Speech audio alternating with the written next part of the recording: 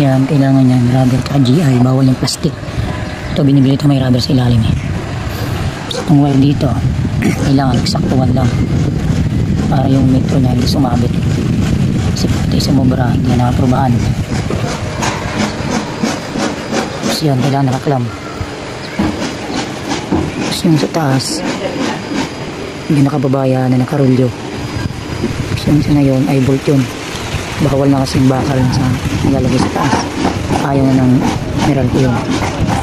Pag may inspector ayaw nun, so kailangan nakatagos ito sa likod, may nut siya. Asik yung ground nya, ito pinag ng PVC, ito ay binound ko 6 feet.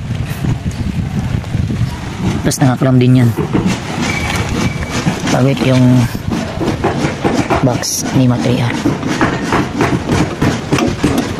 Buksan natin. Yan, may breaker siya,